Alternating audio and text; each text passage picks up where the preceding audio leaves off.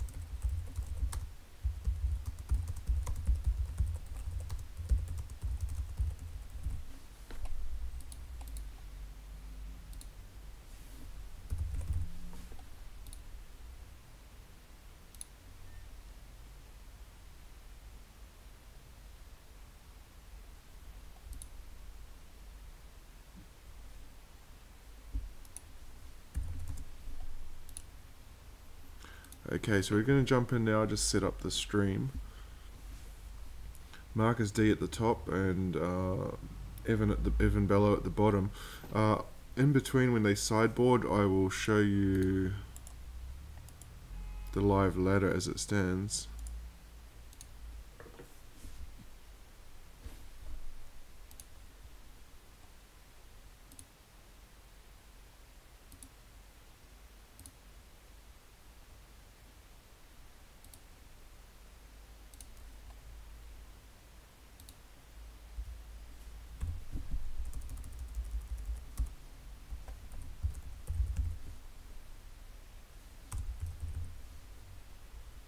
I can't tag Markus Dee for some reason, I don't know why, so I'll leave that.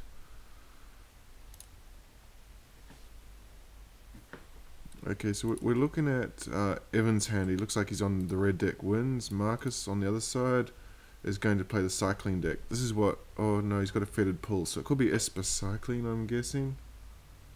Countervailing winds and renewed faith gives that away, although he does have a scattered grove, so he's got 4 colours represented there, 4 colour cycling deck. Bit of a concern here for Evan, as the red deck player. He's on turn 2 with no play. See what he's got for turn 3 as I just bring up his hand. He's going to be able to play the Uncrop Crasher, which has haste.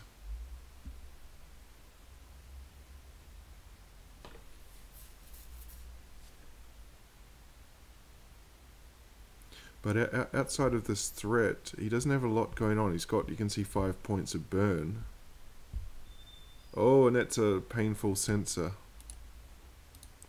We just cross to Markus. Markus is going to have his 3rd land drop, so he's going to be able to hold up countervailing winds. And also fire off the renewed faith at the end of the turn. So I think Evan now in a bit of trouble because he kept a questionable hand.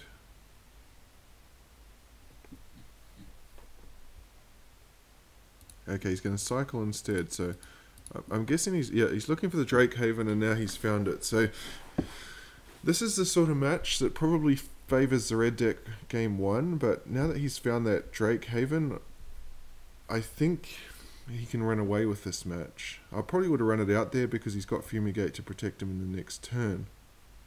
You can see, this is looking horrendous for Evan, up to 5 lands with nothing to do.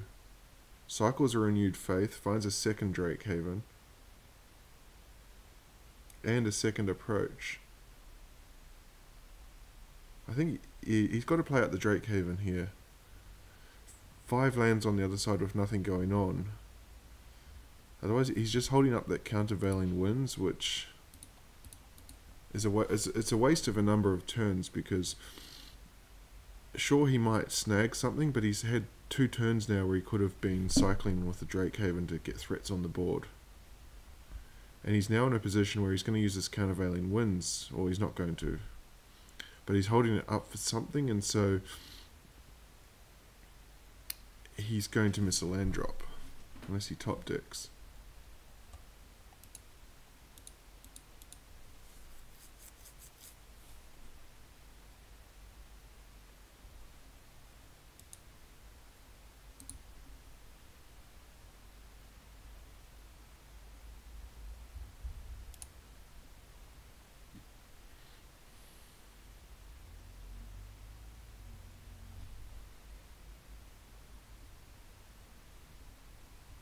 He's one land away from playing out approach, and when he's got 18 life, Evan has done nothing for 2, 4, 5 turns, at least. I think this is going to be a pretty quick one. I think as well from Evan's side, he should have been firing off these lightning strikes and shocks at the face, because the deck that he's up against, if he knows the deck, it doesn't really play a lot of threats.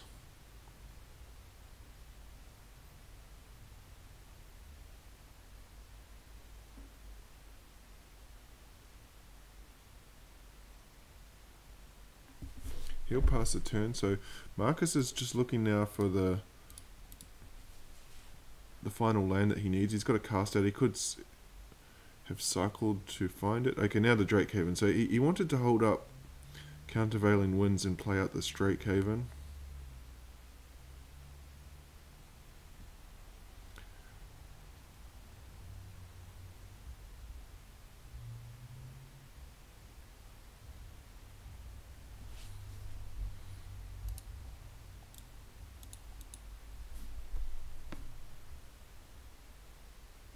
But again, we see here from Evan, this is a shocking land flood. 1, 2, 3, 4, 5, 6, 7 lands, and we haven't seen any really good threat just yet.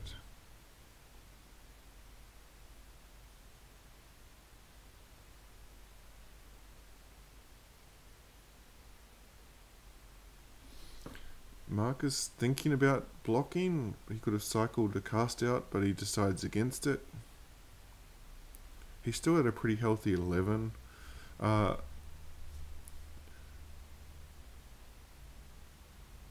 Evan can actually burn him down to 6 here. And then he would win with a lightning strike off the top if the Uncrop Crasher gets in.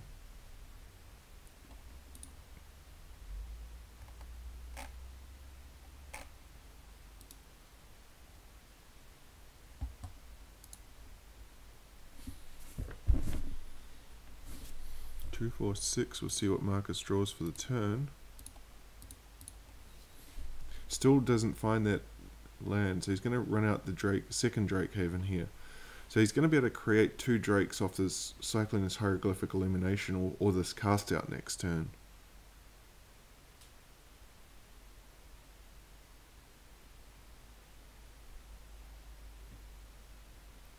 But I think if Evan should have been firing off these burn spells.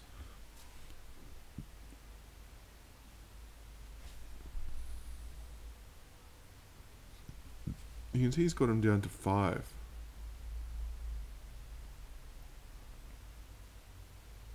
I mean 5 once he's resolved the burn spells. We'll see if this is going to bring a Drake.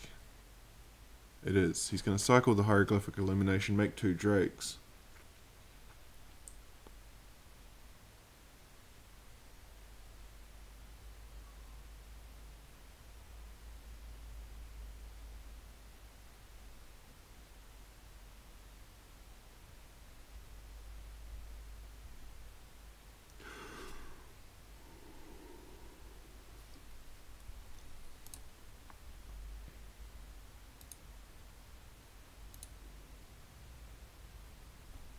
Shock 1 down.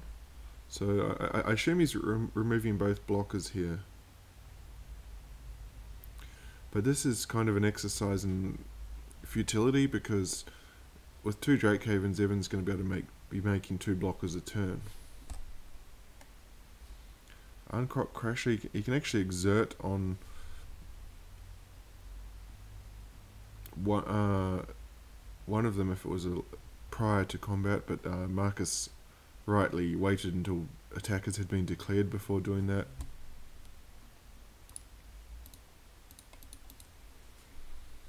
So he's got 2 countervailing winds. He's got a lot of cycling now. A third Drake Haven. 2 is good, I think 3 is too much.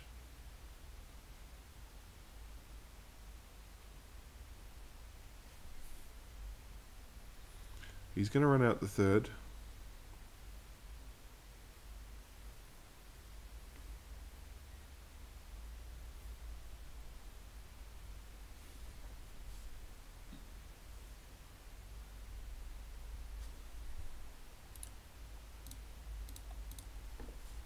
Hazard. Okay, he can set up a nice play here, but unfortunately, you have to pay for 1, 2, 3. If he plays Hazard first, oh, I think there's a big misplay there from Evan. He's playing around a counter spell because he's trying to bait a cycle from the Drake Havens here. Oh, and Markus cycles the one card that can deal with Hazard. You can see Fumigate's not going to do it.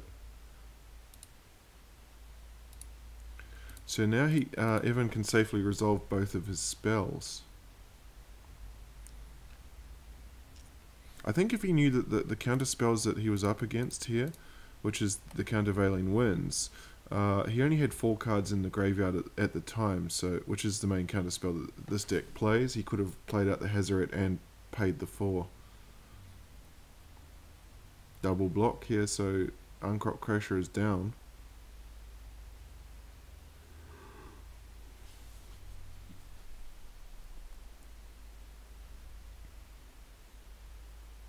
And Markus is getting into a position here once this Hazard comes down, where he really needs to find the 7th land. So here comes Hazard.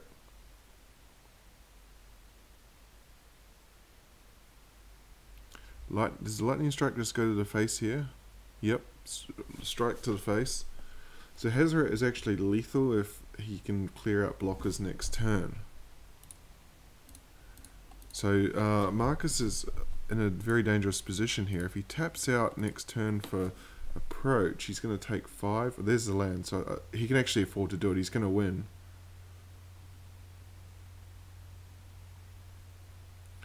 He'll gain 7, he'll go to 12. There's no way that Evan can do 12 damage in a turn.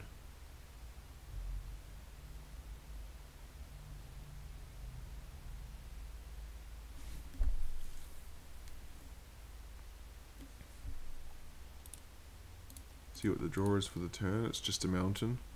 He can actually just use that to discard it to Hazard's ability. But unfortunately he's going to lose the match next turn. Chump block from the Drake, and Markus will play out his second approach that he's got in hand, and he will go 1 game up in standard. Let me just update that.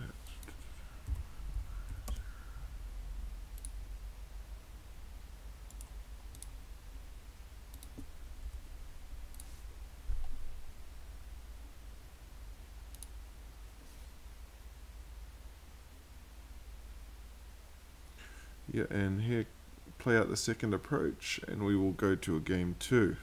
So just while they sideboard for that, I'll just bring up the live ladder.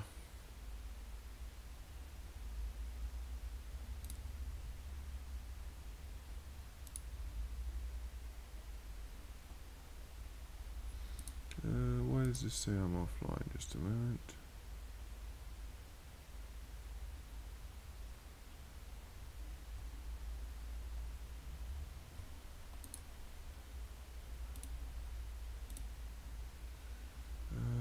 Okay, so I'm just going to bring up the live ladder now.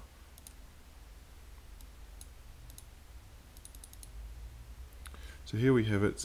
If you can see, everybody in the group has played. Emerson has won the group thanks to a clean sweep of Oliver in the final round. Emerson also won standard. Oliver's taken down legacy, and Emerson won modern. So none of the format finals are up for grabs. You can see Markus and Evan in the middle there. So Jason has played, he's only 3 points ahead of both. So if either of these two has a very good game, they can leapfrog into third. They can't catch Oliver in second, because second place also cements the final spot. But if either of these players has a good game, they can get into third and possibly take a wildcard spot. 42 points was good enough for a wildcard spot heading into the final round. In terms of formats, Evan is still alive for a wildcard spot in modern. Markus is still alive for a spot in legacy, and I believe there's an outside chance in standard as well. As they're still sideboarding, just waiting for them to come back.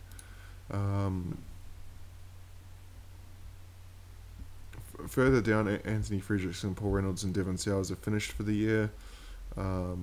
Quite a wee way off. So you can see the top half finish for both these players was pretty good. I'll just bring that back down. Still just waiting for them to get back from the sideboard now. I think both these players would probably need to score a perfect 3-0 sweep to lock in a playoff spot for the Grand Champion. As they're back in now. You see Direfleet Daredevil there from Evan. I like that card. I'll just bring it up in a second. So he gets to play a instant or sorcery out of his opponent's graveyard. See what sort of hand Markus is looking at. Yeah, I think he's going to keep this one as well. Authority of the Consuls has come in. That's a good life gain card as well. Well, Evans decided to go down to 6. I think he's down to 5. I think he has to keep this.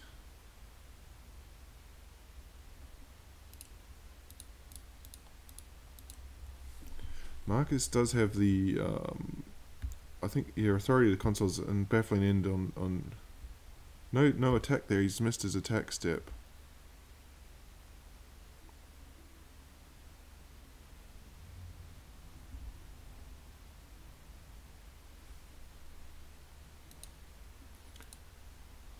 So he finds his second land for the turn. So he can Lightning Strike here. Lightning Strike next turn if he doesn't hit the third land for Uncrop Crusher. But he in the first game he did show a hesitancy just to fire off these burn spells to the face. I don't think we will see that this time. Because no, actually Markus was down to 20. Did he get in with the Bomat Courier? I didn't see that. I think now that he knows what he's up against, an approach deck, he's not going to hesitate to use the Lightning Bolt to the face.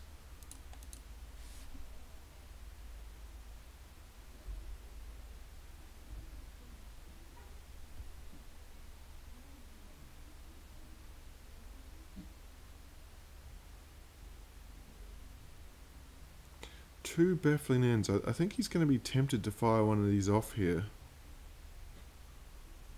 And he is, yeah. He'll take the first Bomat Courier that has the... Oh, no, he doesn't. He takes the one that doesn't have the card attached. Might be a bit of a misplay there.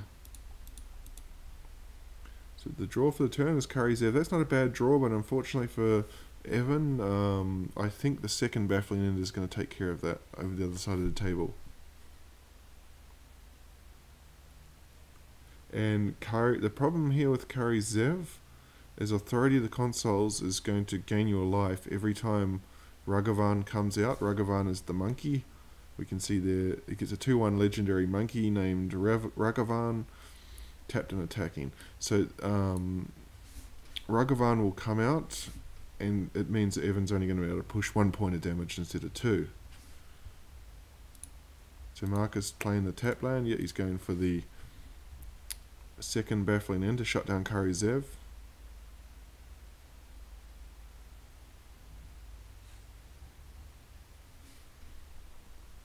His fourth land is tapped, so there's a third land. Uncrop Crash is not going to be able to get in this turn because it comes in tapped. And you can look at that Authority of the Consuls doing serious work here. Markus is 3 turns in and he's still at 20.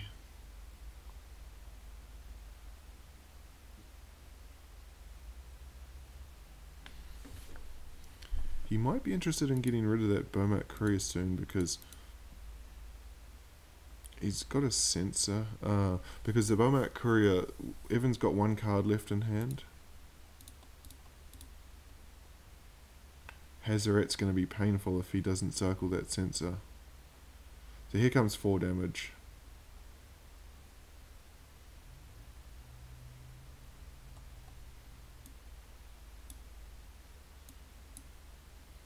There's the Bomat now with 1, 2, 3 cards underneath it.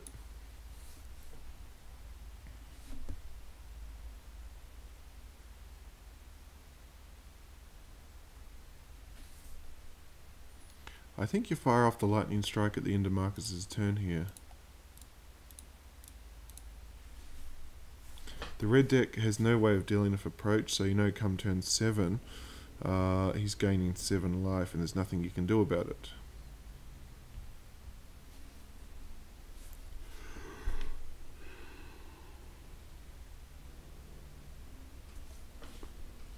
Markus is just going to hold up to play Hieroglyphic Illumination next turn.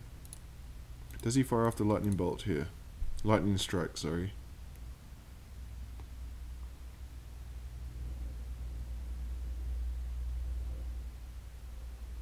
I think he's got to fire it, because if he gets a 4th land for Hazoret, sorry. Oh, he doesn't. I don't know why he's holding on to that. There's not a lot of viable targets to hit with it. Bomat's up to 4. The only reason I can think that he would be holding on to that lightning strike is to use it to get the last 3 points of damage in.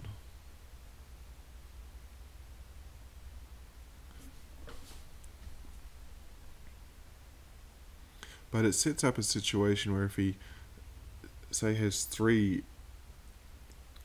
Markus to 6 when he's only got 3 lands, and then he tops a lightning strike, he doesn't, can't play them both.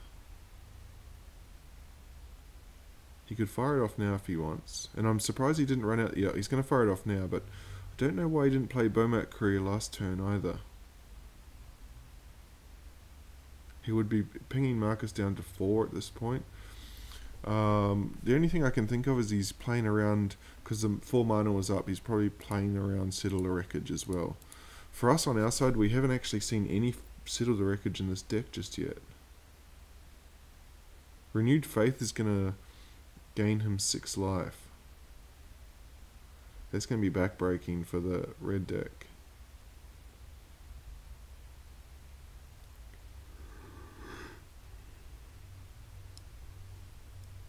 I wonder if Markus here is just contemplating firing off the Hieroglyphic Illumination main phase to try and hit the land drop.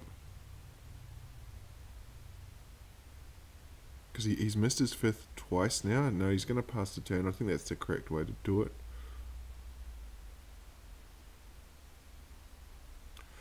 Oh, he's sacking the Bomat Courier, so he's going to get rid of the Hazoret. See what he finds. 4 cards. Okay, Chandra's a good pickup there. Is he going to play around Censor?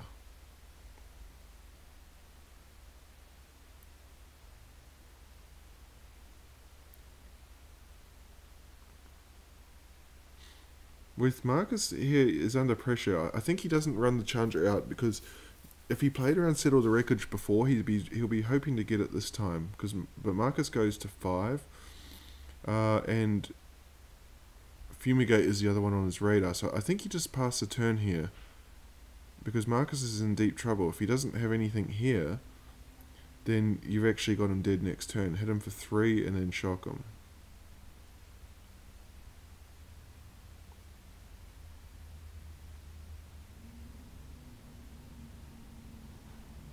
Because if his line of thinking here is Chandra, he can also just pass the turn, hit Uncrop Crasher, yeah, which that's what he's going to do. I like this play. Use Uncrop Crasher to hit him down to 2, then use Chandra to do the final point of damage, or the shock. Yep, and he sneaks in the shock, so big pressure on Markus now. Lethal on board. He needs to find that 5th land right now for Fumigate. He does have the Renewed Faith. So he's going to go back up to 9.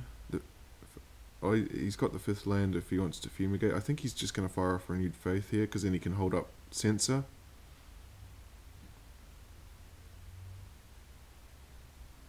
But we know that Evan has the 5th land, so he's going to be able to play around Censor.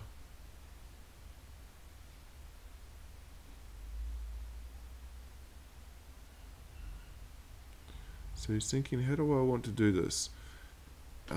Cast out or Fumigate would be a tap out. He needs to gain life, I think. So I think he's lining up Renewed Faith here.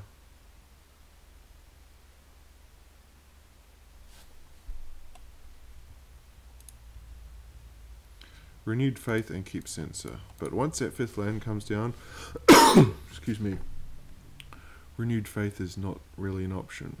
Sorry, Sensor is not an option.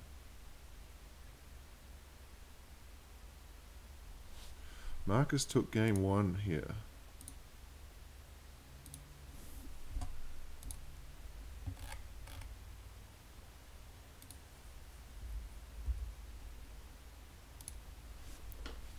So how does he want to play this? He doesn't want to play out Kari Zev because it's going to give life through the authority of the consoles. He's going to swing now.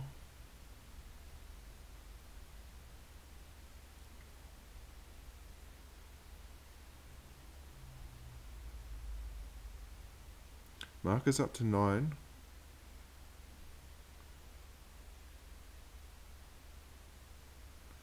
Okay, so unless he's expecting negate, then Evan will think the shield's down now, because he can play around the sensor. Let's see if he fires off Chandra.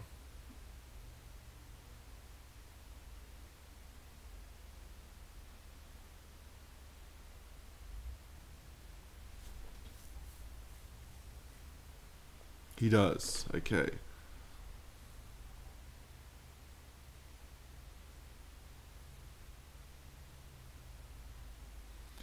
Of course, Markus has got the answer in hand, cast out, but it's going to mean he's going to have to tap out again, and then so Uncrop Crash can put him to 3.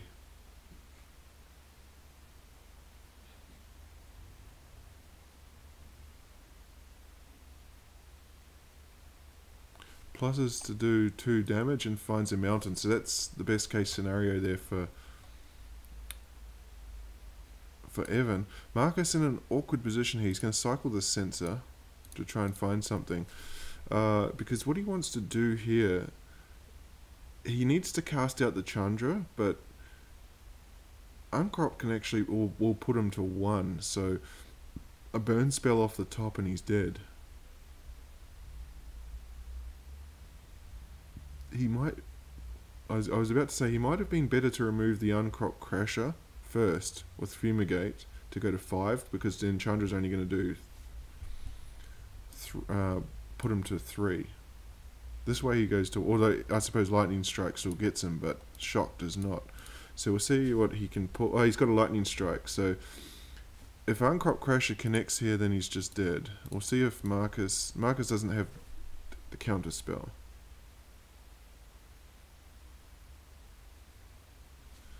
So does Evan fire off Lightning Strike here? He does. Okay, so we're going to game 3. As Markus concedes, the players will go back to sideboard and they are all tied up at 1 game apiece in standard. Let me update my...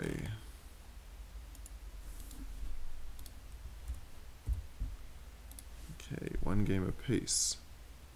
Just as they go to sideboarding,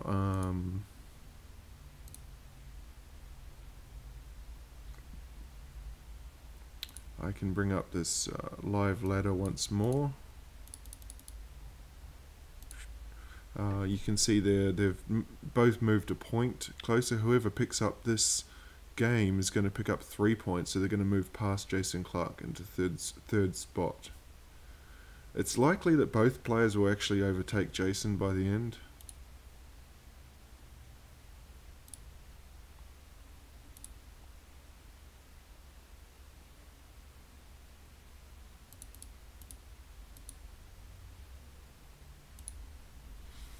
So we'll see here. I think the bulk of the sideboarding will be Markus. So I wonder if he's got hard counter like a negate.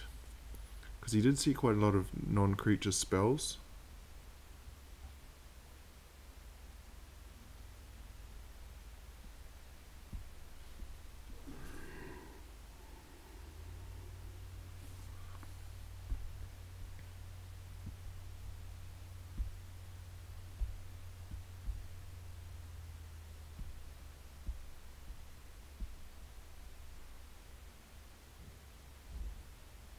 Okay, we're back in now for the decider.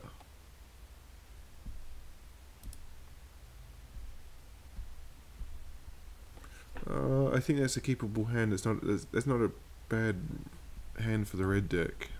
And Markus also keeps. We'll see what he's on. He's on the play. Ooh, he might need a little bit of help. He's got a baffling end and a sensor early. Beaumont Courier going to get in here.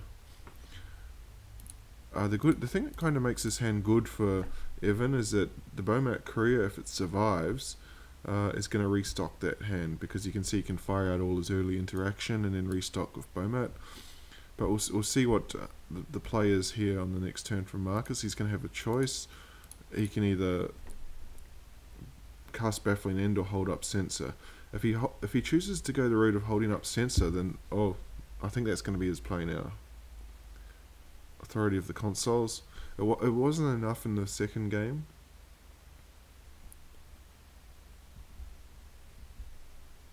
So what's the play? The problem with the Authority of the Consoles is that he doesn't actually have a way to remove whatever creature comes down. It'll have it tapped. I think one option that's open to him is to actually pass a turn, hold up Sensor, and then play Glacial Fortress next turn and play Authority of the Consoles. Then he can play Authority and hold up Sensor. So I think he just runs it out. This is a tough decision that he has to make here. I think, yeah, he's going to go for the just pass the turn. I like that play from Markus, because Evan's probably going to run out the Earthshaker here. I don't know why Evan has kept a Braid in his deck. We haven't seen any artifacts on the other side, and we haven't seen any creatures, so it doesn't have any targets. The only thing I can think of is that he doesn't have a... Yep, and there's a Sensor, so Markus gets rewarded for that play, for that line. The only thing I can think of with the Abrade is that Evan just doesn't have anything in his sideboard that he can realistically bring in. So Markus is in a position now he can actually Baffling in that Beaumont Courier and play Authority of the Consoles and clear the board.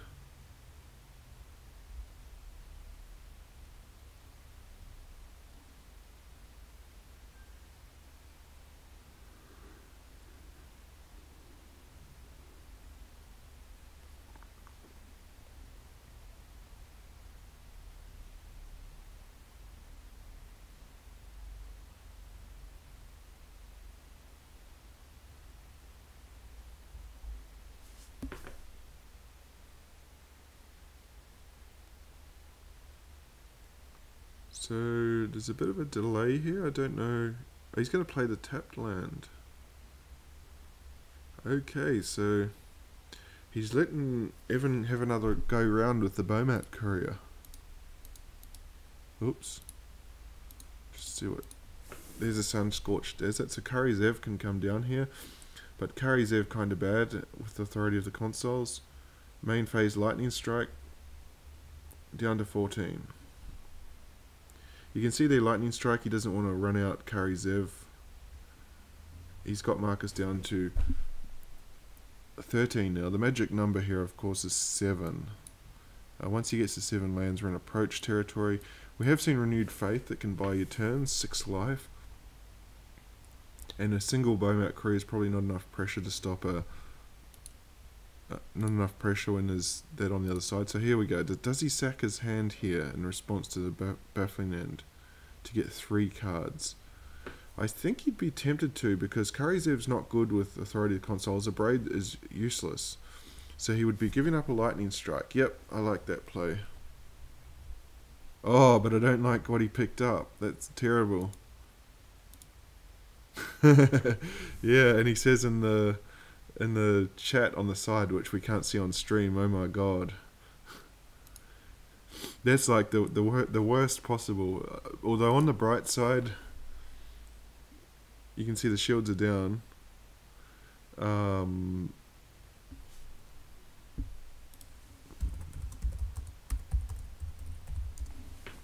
The shields are down at the moment, so 3 lands already. Hopefully that's it. He can start drawing something now.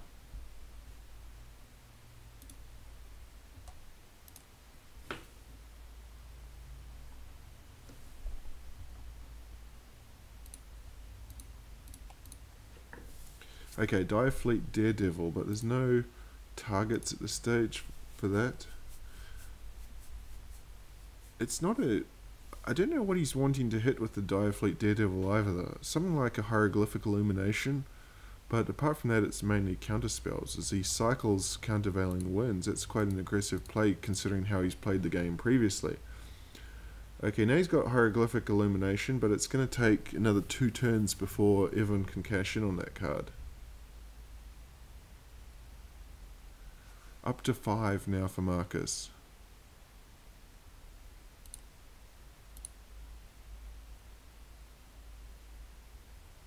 So 1, 2, 3, 4, 5. He's going to play out the Karizev that he's just drawn for the turn. So he can actually play Direfleet next turn, assuming that Markus fires off Hieroglyphic Illumination here.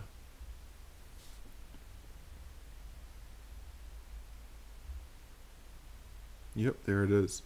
So this is... He's still going to take 2 hits a turn, 2 points a turn from Karizev. Oh no, he's not anymore because Baffling End will take care of that. You can see he's got 2 approaches in hand now, so he's got to find the last 2 lands, and then it's big trouble. Game over for Evan. So Evan has a couple of turns left. He's going to play that Direfleet Daredevil, I suspect, and take the Hieroglyphic. Yep. See, no counter spells on the other side.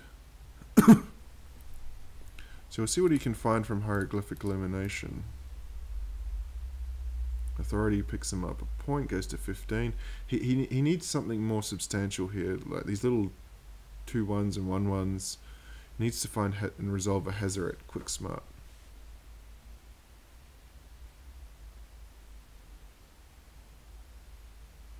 Well, Pia Nala will put pressure on, but it is going to give him two life through the Authority, so he's going to...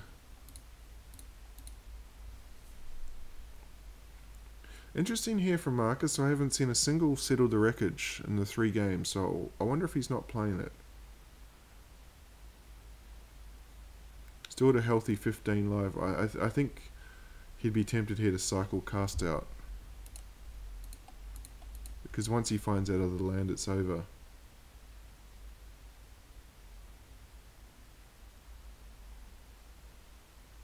And this is going to be 2 life coming.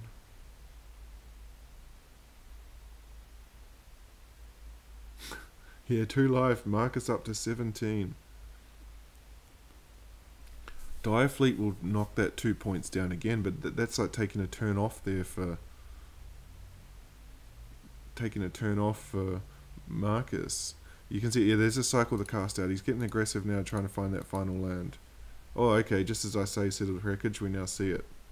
In the 3rd game, so he's unlucky not to draw it in the first 2. 2, 4, 6, does he find the land? No, he gets a 2nd Settle the Wreckage. So there's going to be 5 points of damage coming across, but Settle's going to blow this one out.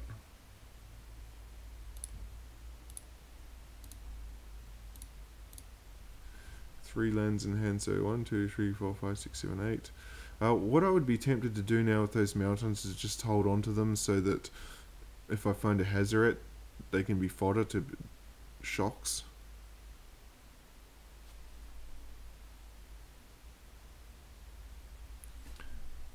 So this is going to 6 points of damage, but I suspect this is going to eat Settle the Wreckage. He comes in because he hasn't seen it yet, but 2 in hand, there goes 1. So if Evan can take a positive from that, he's probably just thinned his deck out by 3.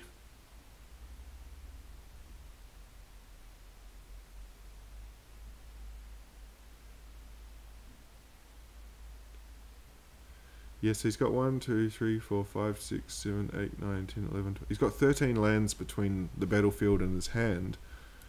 Surely he's not going to be drawing any more. Markus still can't hit that.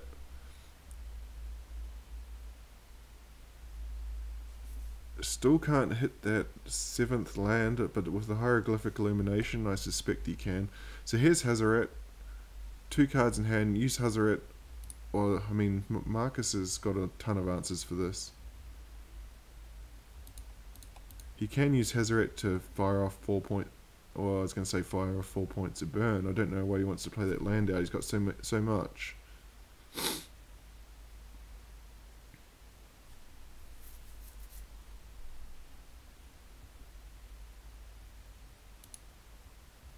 See if he fires off a cast out here, or a hieroglyphic. He's going to go for the land. I don't think everyone can recover. There it is there. And in a renewed faith. There's no hope now. So it looks like Markus is going to take standard 2 games to 1.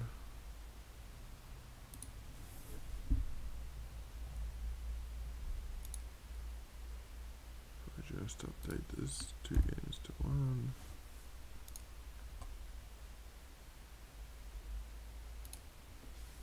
Challenger, Torture, Defiance. So all the good stuff's coming now, but it's too late.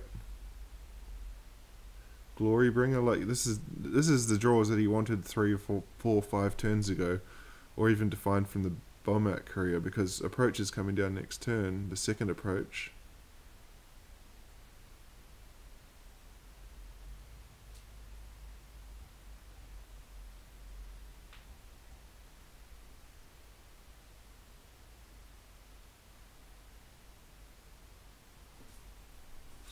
And it's just a case now of firing off that approach, and we're going to modern.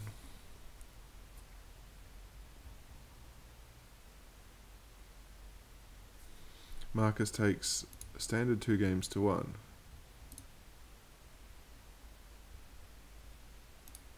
So I'll just bring up the live ladder now.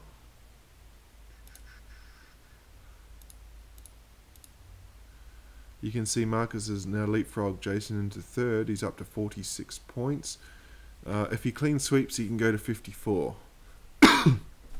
So that'll be his goal at this stage. Looking for the clean sweep.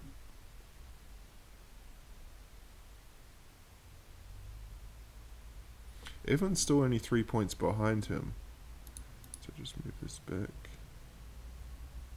Markus, the one creating the games. Let me just update my format.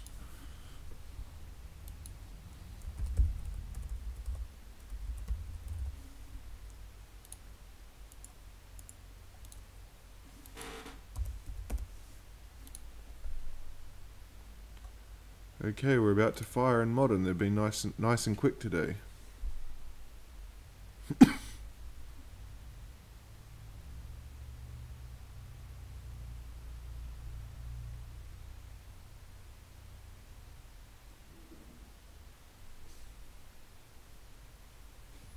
Although not so quick starting.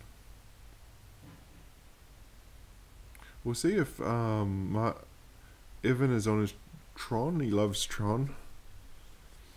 Markus, I can't remember what he plays. I'll probably remember when I see it. Okay, let's jump in.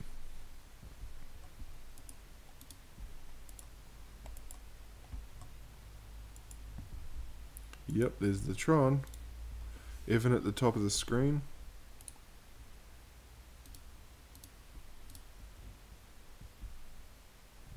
Evan mulligans that first hand. Think he'll keep that hand. Markus is on Jund, I'm guessing. Okay, so I'm going to quickly go and get a throat lozenge and then I'll come right back.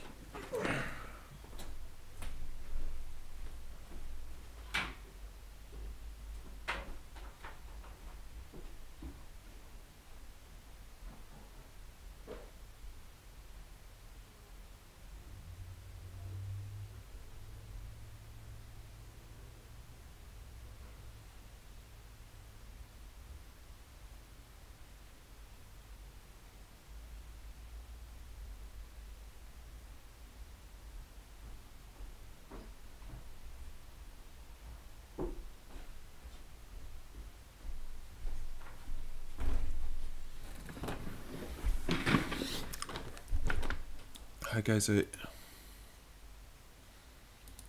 Evan finds the green source. He's going to play out a relic here. But you can see in his hand he's got nothing going on.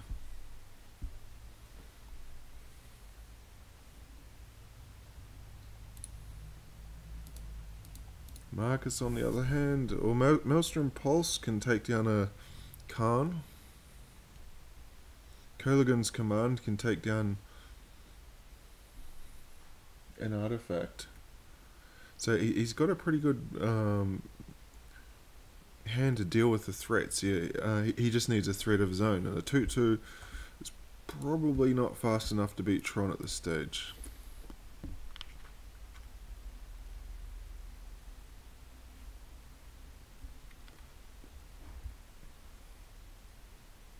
But we can see the hand here for Evan. He's just so far off.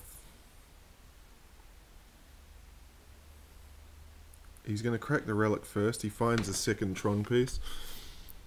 Plays out a chromatic. Oh no, he cracked. I was going to say relic was a bit of a funny crack. He didn't crack the relic. Scavenging News might not hang around. In game 2, I suspect it might come out. Oh, Expedition Map. That's going to find him the third Tron piece, but that's going to be a blowout when Kerrigan's Command takes it.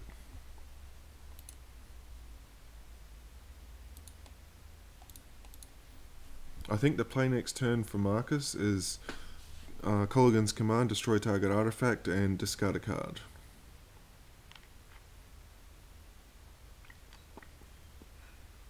You can see Fatal Push, so he's got a number of dead cards himself. Dreadbore. Dreadbore is a good one in this matchup.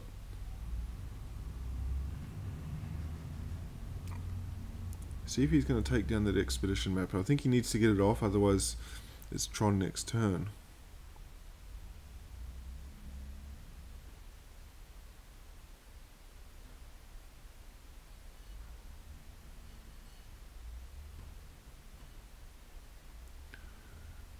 Not sure what other line he could be considering here.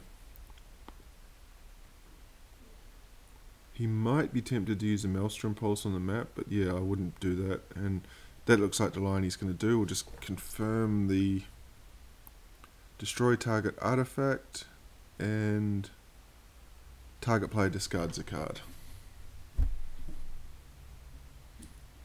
So not looking good early here for Evan.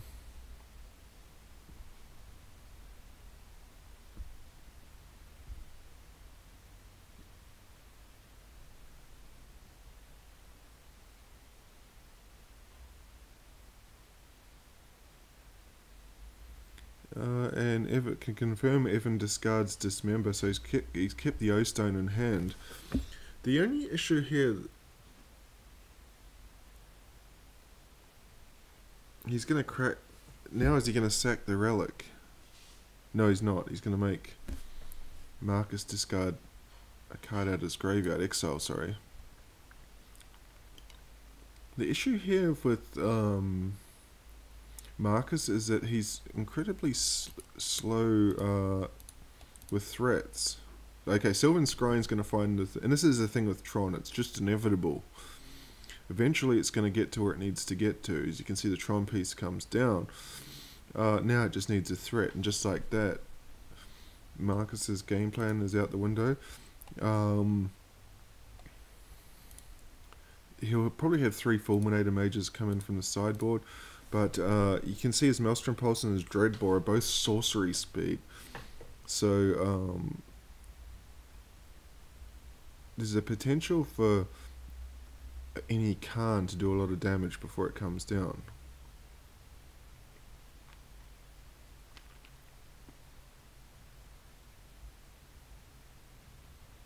You'd imagine Khan would probably take out the Stomping Ground first to keep him off green. Or he's going to Maelstrom Pulse the Oblivion Stone.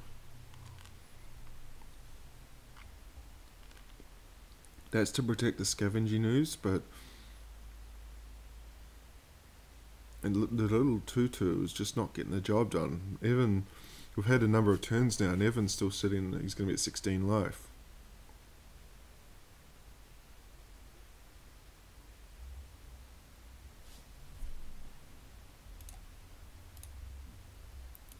See what Evan can draw for the turn. You know, it's because of the mana here. I think he might actually crack that relic just to get the extra card draw. Relic's not really doing anything in this board. Yep, that's what he's going to do. See what he can find, and finds an O-Stone. That's the Tron way. And he's 2 mana short of Ulamog.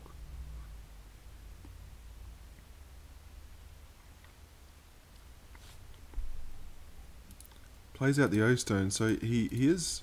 A Kolaghan's Command will be a problem for him.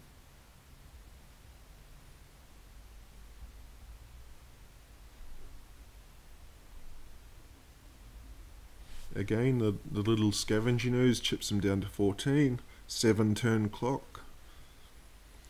I think, you know, as bad as Evan's hands have been, I don't think Markus has drawn very well either. Okay, so this is going to find another Tron piece. It'll give him 3, 6, 8, 9. He'll be 1 short. I mean, he can play Ulamog out next turn. So Evan's just got to avoid hand disruption here. Markus has got to find Kolaghan's Command or Thoughtseize. I would have been tempted to hold that Urza's Tower just in case there was another Kolaghan's Command to protect the Ulamog. Okay, here's a Tarmogoyf. Goyf's doing nothing because the graveyards are empty.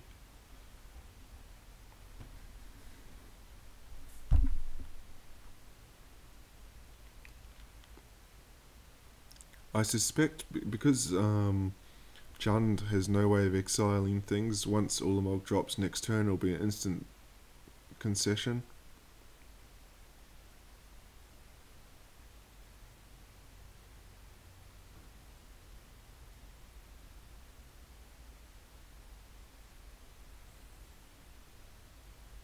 Passes the turn, so we'll see. He didn't play out the Tarmogoyf there, so he's playing around that Oblivion Stone. I think you need to put threats on the board to force him to crack the Oblivion Stone, because otherwise you're just drawing to a Kolaghan's Command, and I suspect this deck probably only runs 3. We've already seen 1 gone. Of course that doesn't matter, I think we're going to see a concession now. He can take out both red sources, so then Kolaghan's Command doesn't matter.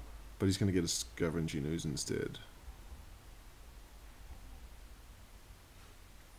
So we'll see if Markus wants to keep playing or if we're going to go to sideboards. A Lightning Bolt.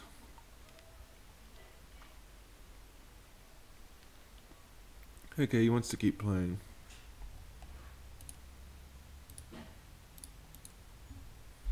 There's a Khan. This is getting ugly.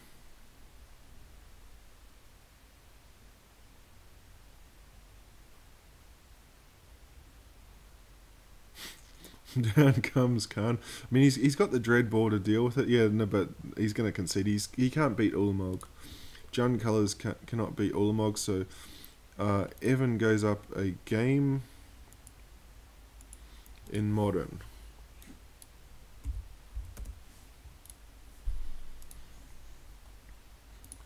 And I'll just update the live scoreboard.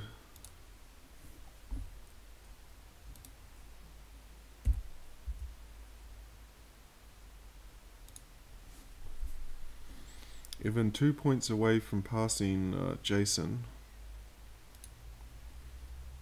I'll just bring that up.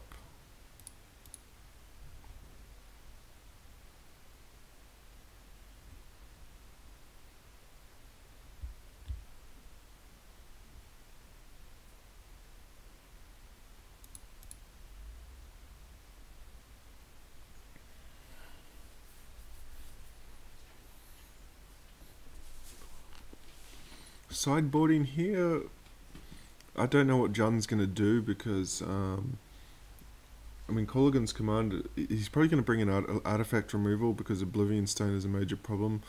I don't know if there's more Pithy Needles in Modern now because of Jace, the Mind Sculptor, but Pithy Needle would be good against Tron as well. And they don't have Thoughtseize in the sideboard, so he would just be hoping to draw to Thoughtseize in this match.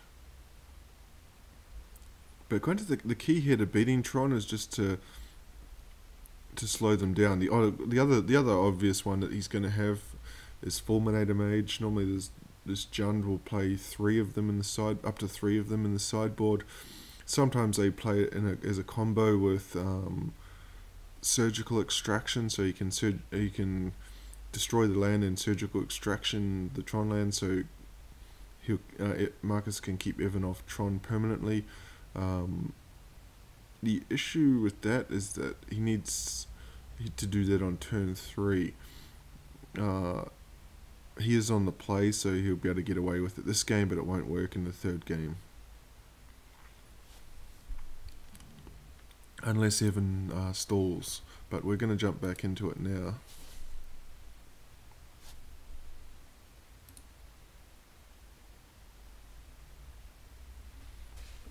Two of the 3 Tron pieces of an Ancient Stirring, so he's going to keep that one.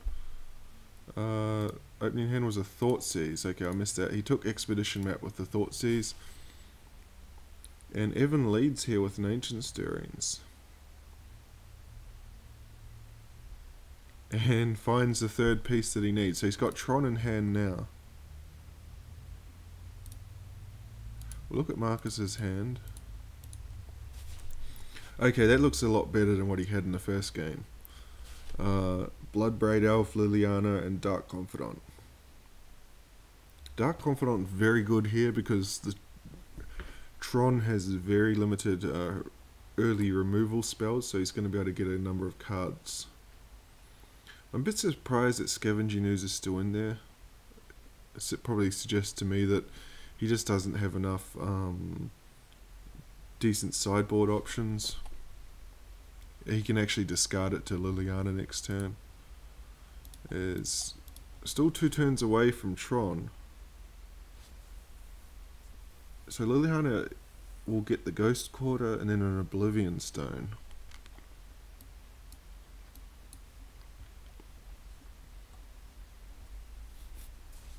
And Bloodbraid, I think, will get Khan, because Khan will minus, I suspect.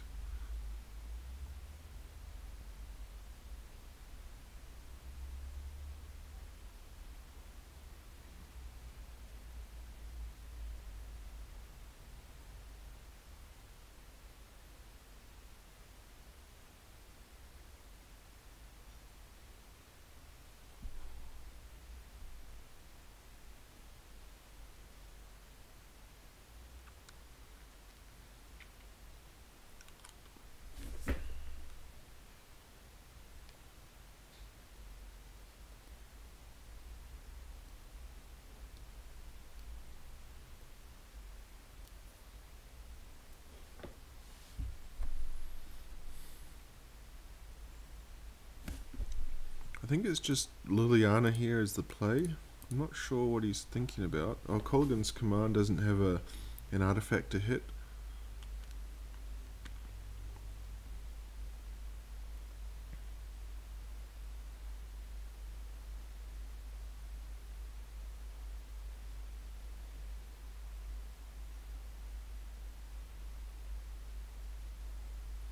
Oh, he plays it tapped. He plays a Scavenging Ooze instead. Wow, that's a bit surprising. So Evan here, I think he's setting up. He's going to run out an Oblivion Stone. So Colgan's Command will be the play next turn. Colgan's Command and discard. But then it's Khan coming down next turn. Although he can Oblivion Stone to clear the board as well. We'll see what he gets for the turn.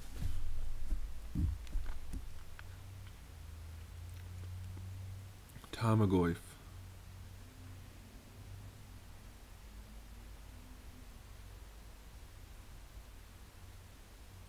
Now I think he knows about the Tron because he Thoughtseized at the beginning and he saw the Ancient Stirrings, what Ancient Stirrings found.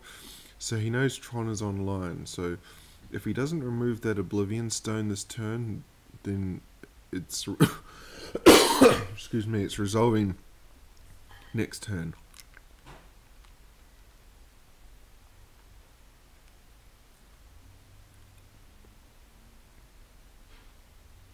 So I think, yeah, Colligan's Command's the only play he can do here.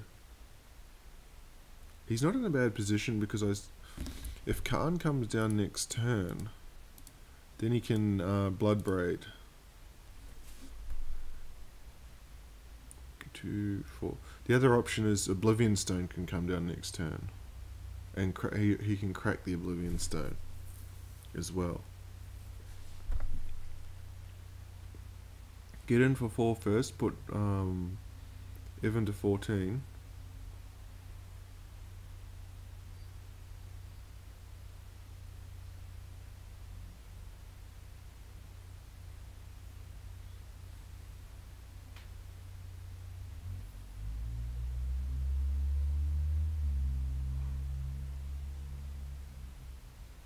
I think he's thinking about, do I fire it off now or do I wait? I think it doesn't make a difference, because you definitely don't want to fire it off in his draw step, because it just gives him an opportunity to draw a crappy card that he can get rid of. Oh no, he's gone for the Tarmogoyf. This is going to be a blowout. I'm sure he knows about the the Tron.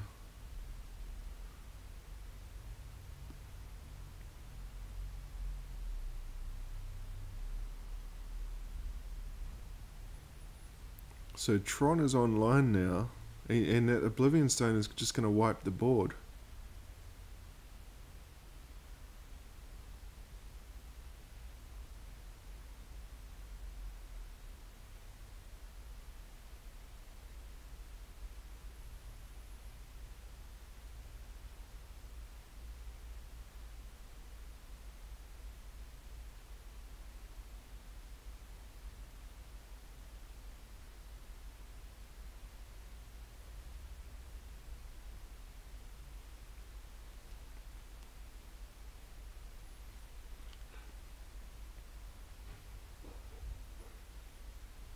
So he's going to Sylvan Scry. So this is kind of a turn off for Evan.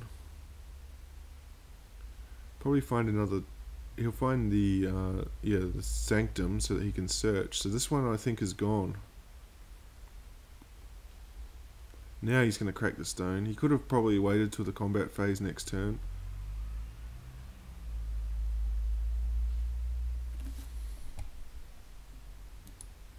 And he's got another stone in hand, and he's got a Khan that can get whatever comes down. So now he's kind of locked into Bloodbraid Elf on Marcus's side. Yep, down comes Bloodbraid Elf. Ancient Grudge, that's about the worst you can find off a Bloodbraid Elf under the circumstance.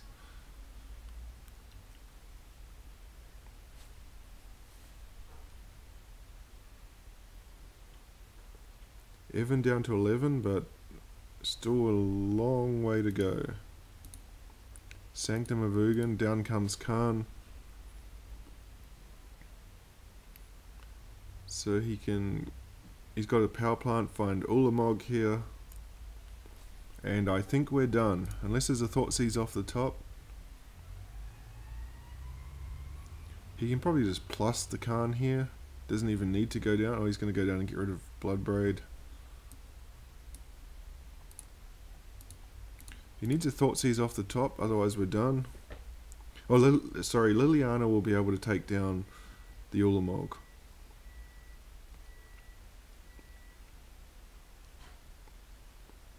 But he still has to deal with Khan.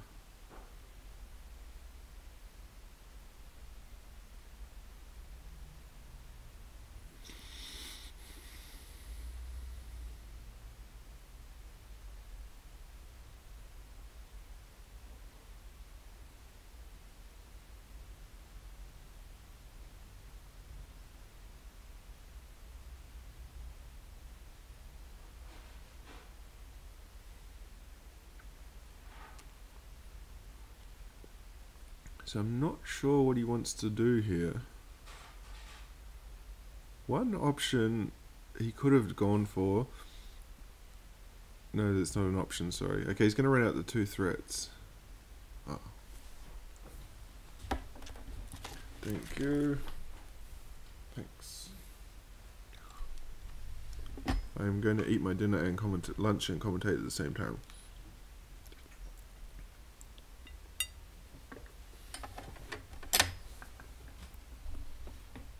because the two threats are not going to be able to check Khan, because Khan +4 each turn.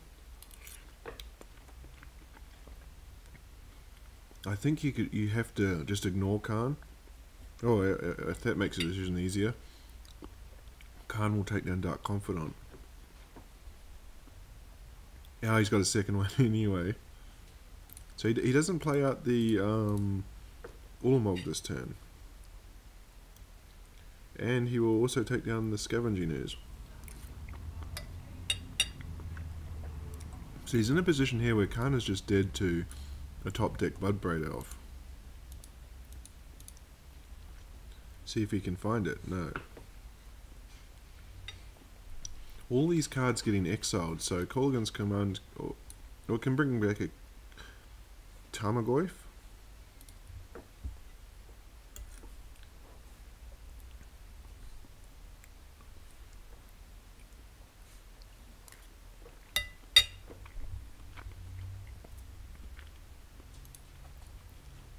I will shut off my webcam because no one wants to watch me eat.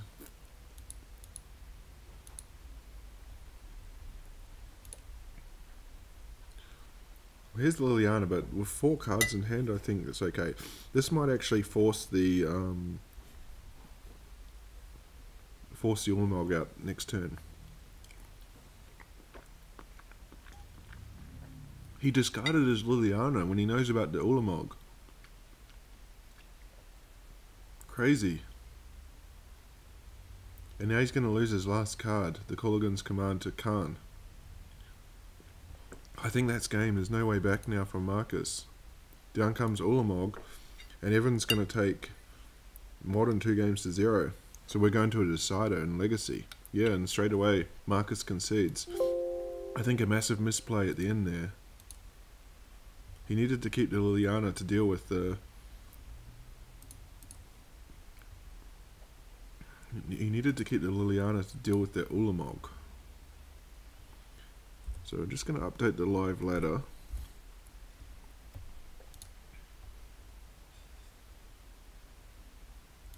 My thing is here. So you can see the live ladder now. Evan and Markus have both moved past Jason into 3rd and 4th respectively. Evan is a point ahead of Markus because he managed to lose standard 2 games to 1. Markus didn't pick up a point in Modern. But whoever wins this is going to finish ahead of the other person. Okay, they're very quickly into Legacy, so we'll jump in and have a look.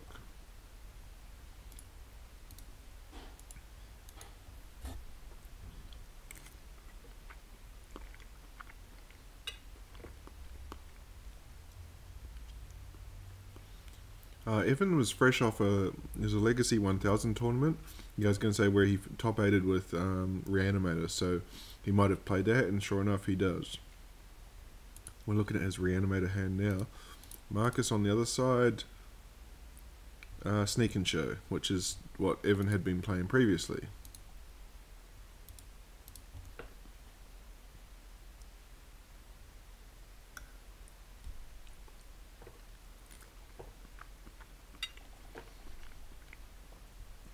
So he doesn't have the red source for the Faithless Looting, but he can actually turn 1 Collective Brutality here, discarding the Grizzlebrand, which he doesn't do. I'm a bit surprised. If we look at Markus's hand, he's got 2 Omniscience, but there's no counter spells on the other side.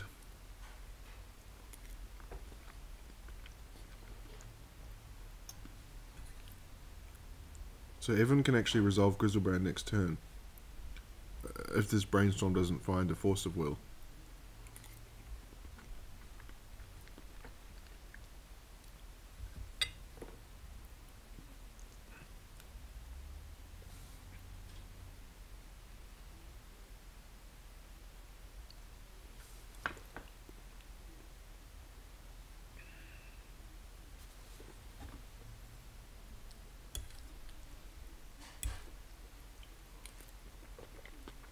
And he doesn't. He has another shot with the Preordain and the Ponder. But with a basic Swamp on the other side, he won't necessarily know what he's up against.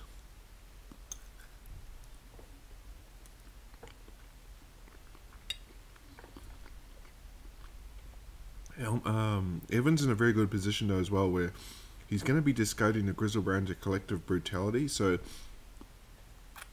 Markus actually needs 2 counter spells to prevent this from happening.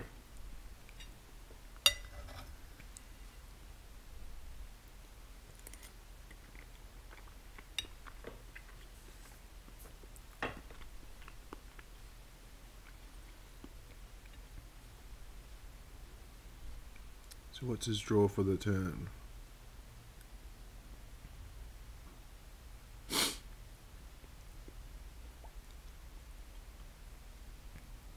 An Ancient Tomb. Okay, so he's going to be able to play Sneak Attack next turn. And he's going to Preordain now.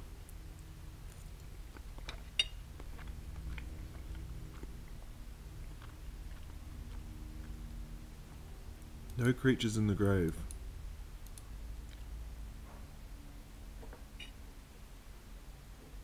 Preordain, again he does not find, so Evan can actually go off here, and if he can get the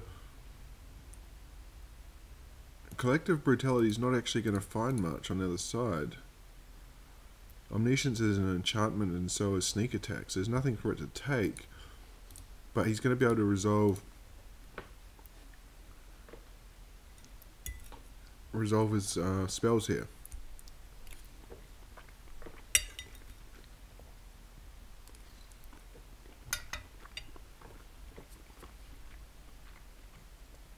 Okay, he's going to put them in the graveyard another way. He's got the Thoughtseize, so this one's over. I think Evan's going to take Legacy game 1.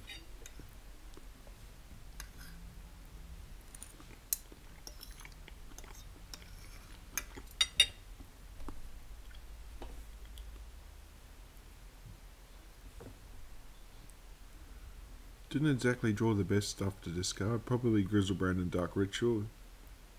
What did he discard? Grizzlebrand and... oh, he discarded the Collective Brutality. I'm a bit surprised by that.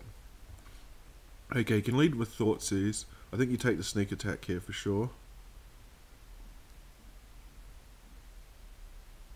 And then Dark Ritual into Exhume, and Grizzlebrand can draw you a ton of cards.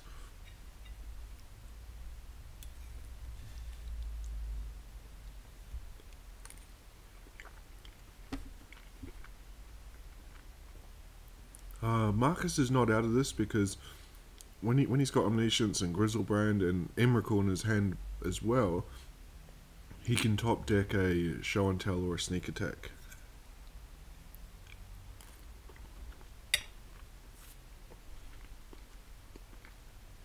Okay, so Exhume to get back the Grizzlebrand. We're looking at Evan's hand, so we'll see what Grizzlebrand's going to draw here.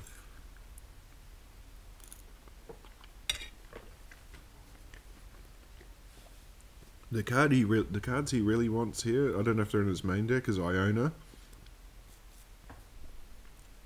And also, sideboard he might bring in Blazing Archon. Blazing Archon will shut the deck down.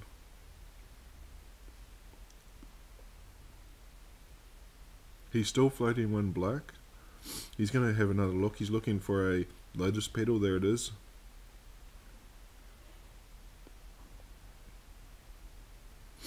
I think, actually, what he wants to do here is get rid of Sire of Insanity.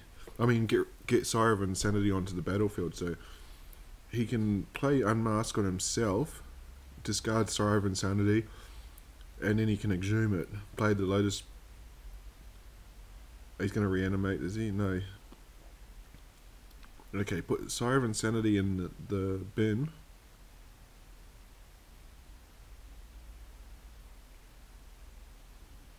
Wait, what did he put in the bin? No, he's going to go for Tidespout Tyrant instead. Play another Dark Ritual. I preferred Sire of Insanity because that would have put Markus 2 cards away from being able to play I mean, Markus would not have been able to. He would have needed to top deck 2 cards in a row to do anything.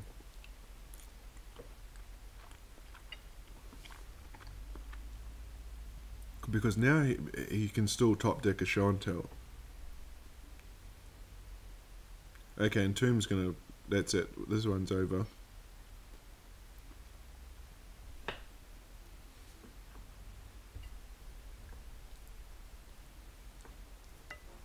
So Tidespout Tyrant has just bounced the board.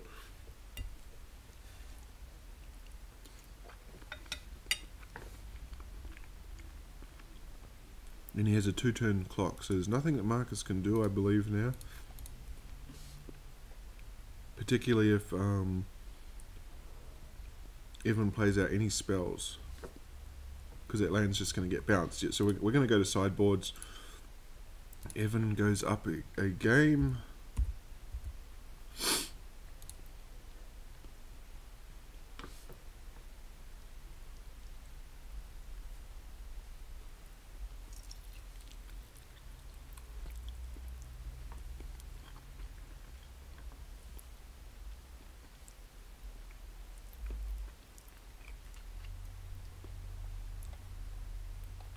So we're just waiting for them to sideboard. Probably just more counter spells from Markus coming in here. If he's got it, then Evan will want to play Blazing Archon. It just shuts down the show and tell deck. It's an instant concede.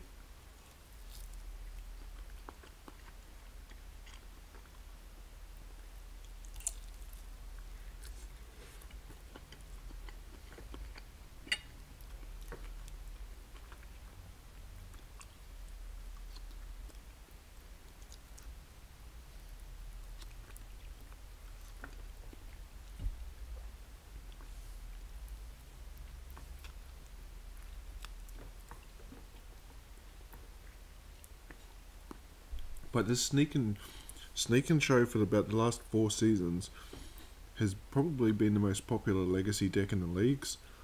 I'm starting to see more and more Reanimator now. Reanimator is becoming far more popular.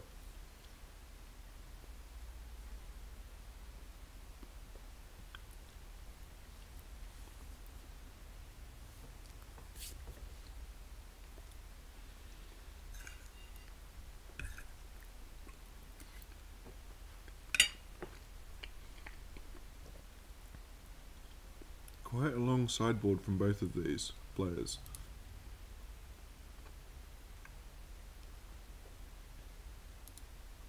Okay, we're back at it. Markus on the play.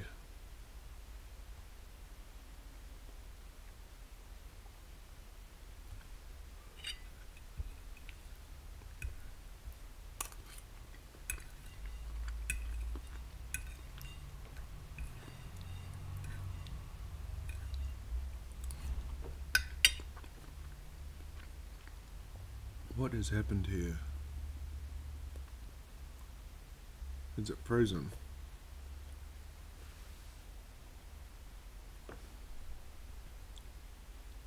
Okay, we're in. Chancellor Annex is a very good card in the opening hand here. I think that's a keeper from... Definitely a keeper from Evan. Markus also keeps his hand, so he's on the play. He has a Vapor Snag, but you can still see here, no counter spell.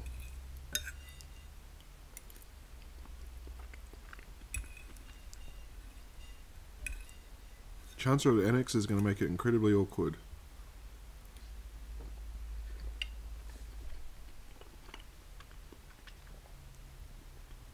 Just bring it up for you, those of you that don't know it. Bring it over here so you can see it. So he reveals it in his opening hand, and the first spell that Markus casts is going to cost 1 more. So it means that Brainstorm has to be played for 2 mana. Otherwise the first spell of the turn gets countered.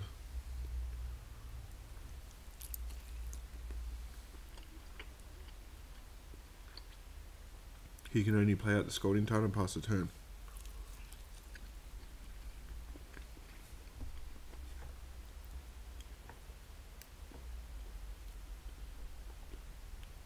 So you can see Evan's got an Entomb. He's probably going to fire that off. He could do it right now. Then he'd be playing around Days.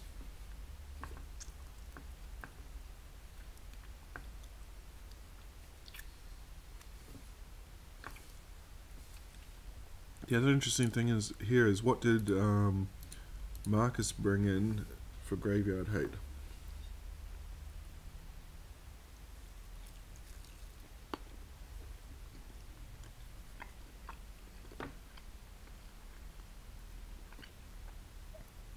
So is he going to fire off Entomb? Yeah, he should have done it before when Markus was tapped out, because he could get dazed right now.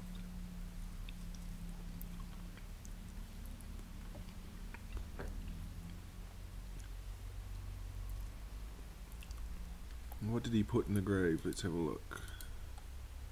Another Grizzlebrand. So he can go for it now. Grizzlebrand will get bounced by Vapor Snag. He can clear the way with Unmask. Unmask first.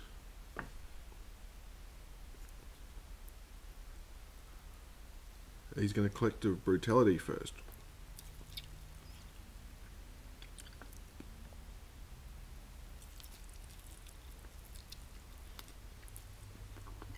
Discard Chancellor of the Annex.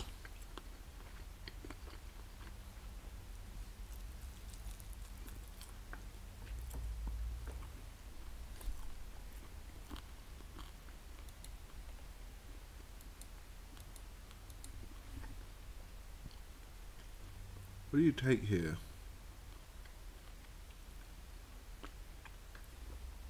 It's a lot of brainstorms. I don't think you can beat so many brainstorms. I'd be tempted to take the Vapor Snag, and that's what he does.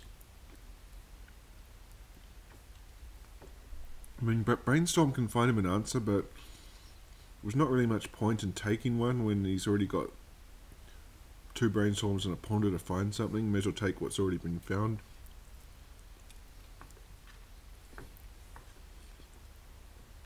So here he can pay the 1. He can actually run out Sneak Attack next turn.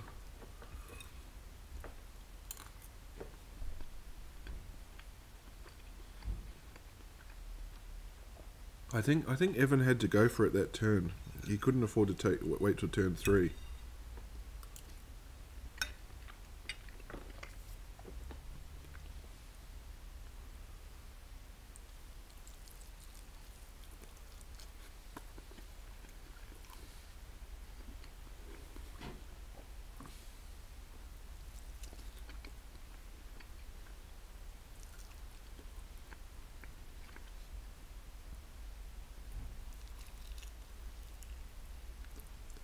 So here comes Sneak Attack.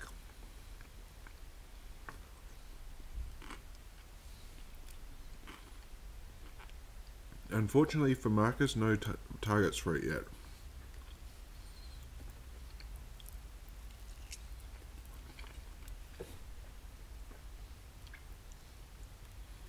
He can actually brainstorm or ponder into a target. Why does my switch hands not work? Evan's got to go off this turn.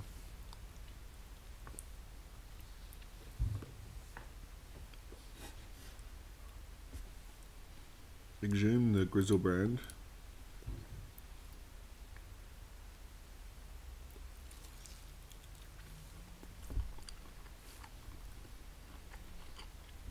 I think he's got to exhume the Grizzlebrand and hope to find a second Unmask. If he can strip the hand.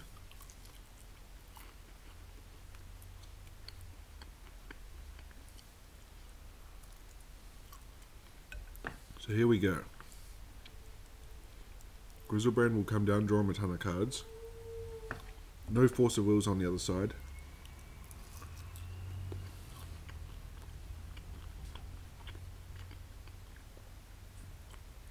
Okay, he can actually get Iona. Play Iona, although Sneak Attack's already out, so it's too late.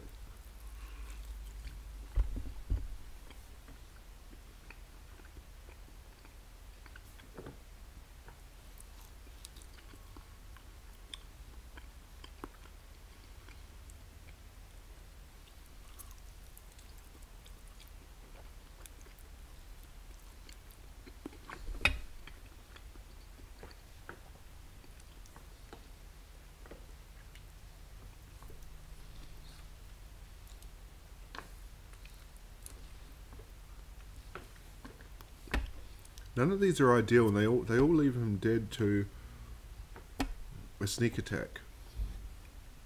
He has one unmask, I believe. Yeah, just the one. So he'll take the brainstorm, I suspect. Although it doesn't really make much difference when Markus is going to be doing it on his turn.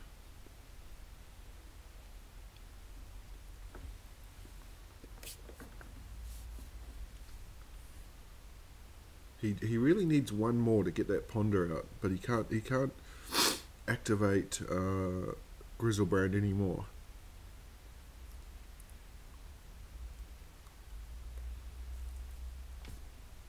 So what does he take out? Let's just have a quick look. He takes out the ponder. Yeah, he takes the ponder because if ponder doesn't find you something, you still have the option to shuffle and have one more look. Whereas brainstorm, on the other hand, you get the 3 cards and that's it. So yeah, under the circumstances, it's a good choice from Evan. Stronghold Gambit is safe here. You can put Iona, I guess.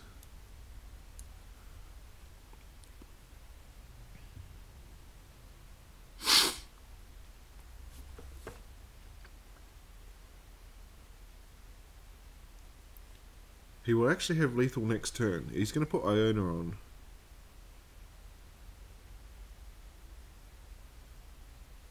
Naming blue. Okay, so Markus has got a one shot because he's lethal on board. As Evan discards. He's got a brainstorm, so he's going to look at 4 cards, including the draw. His draw and 3 cards from brainstorm, or he's dead. Excuse me.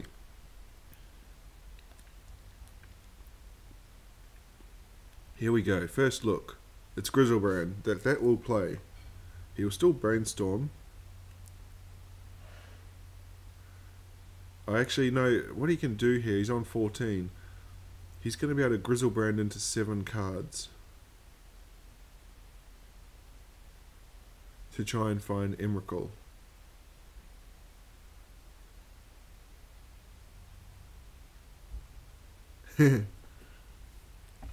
And there's so 2 Grafdigger's Cage, so that's his plan right there.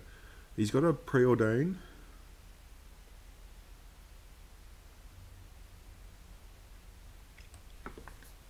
He's got a number of options he can go here. He can't cast Vapor. Actually, he can't cast the Preordain. And actually, I didn't realise. Very good play from Evan naming blue to shut off that brainstorm. So the only way out for Markus was to top deck, which he did with Grizzlebrand. But he's actually still dead, I think. Grizzlebrand will swing in. No, they're going to trade Grizzlebrands, and Markus is going to go to 14.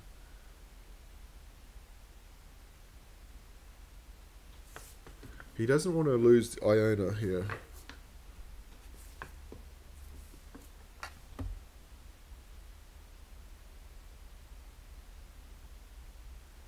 Grafdigger's Cage means that there's going to be no more shenanigans out of the...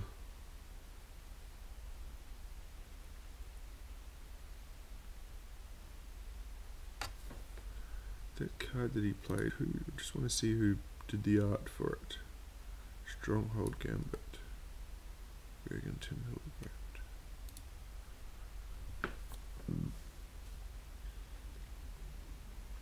I think he's going to get 2 more. Markus is going to get 2 more looks because he can block the Grizzlebrand with Grizzlebrand. Oh no, it exiles. Oh no, he had to swing in. So he's just dead now. Evan's going to take Legacy 2 games to 0, and Markus. Yeah, I forgot about that from Sneak Attack. Evan takes Legacy 2 games to 0. Thank you for joining me on stream.